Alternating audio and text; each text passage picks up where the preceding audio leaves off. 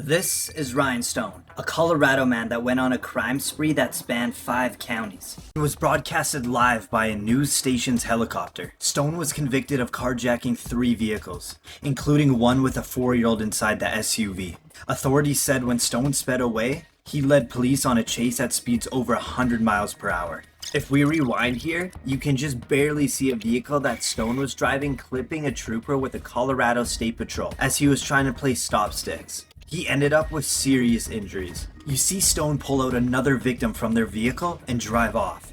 He heads right into a busy intersection. And now, the chase is on foot. He books it off the road into a parking lot, running in between 2 buildings. As he slips on the ice, he loses his jacket. Now there's just a fence in his way, but nope, it's too high. Cops now close in and he finally surrenders. Stone is now in the county jail, but he believes he should be getting paid for his internet fame while bragging to his friends about the high-speed chase. Hey, did you know I made the news in the UK and Australia? What? Yeah, you get paid by YouTube. So, Channel 7 News, I believe, is going to be the one that gets paid for that. Well, I'm going to contact Channel 7 News. I want to get paid. You guys are getting paid using my name and my video footage. During his opportunity to address the court about the recordings in jail, Stone blames it on emotional stress and the use of drugs. We are going through trial after that. It was a week-and-a-half trial. Extremely stressful. One of the phone calls about seeming like I was bragging about making international news, this, that, and the other. That was within the first week of being arrested.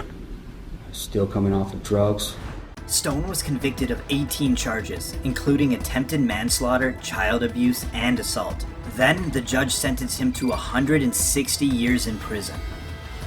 This is Jaleel Smith Riley in a Cincinnati, Ohio courtroom, who police say confessed to a robbery killing a 20-year-old woman and seriously wounding her boyfriend. Portia Brooks was in her car with her boyfriend Aaron Martin when Smith Riley came up to her car with 2 others looking to rob them.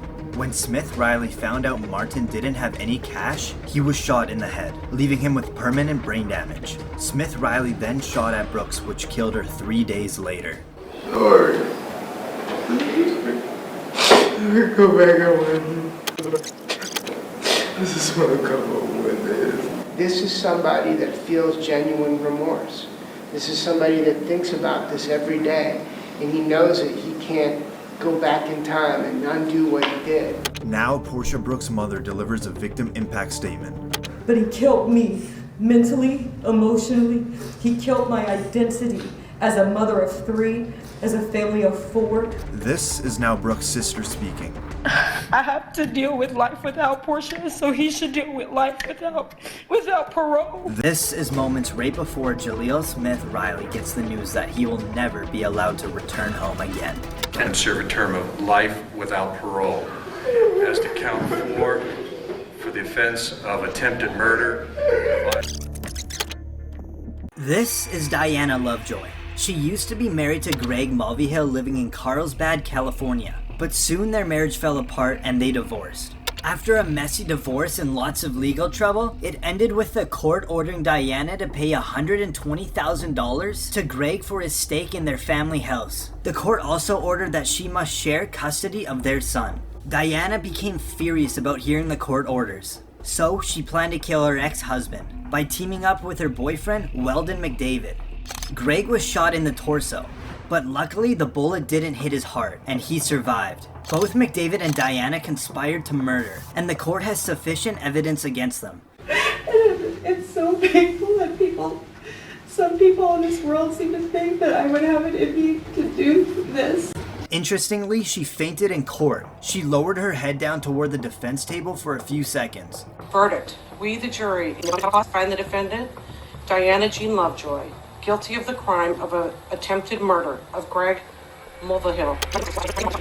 And right when you hear guilty, you hear a thud.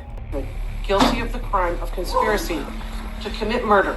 It silenced the courtroom, aside from hearing her family cry in the background.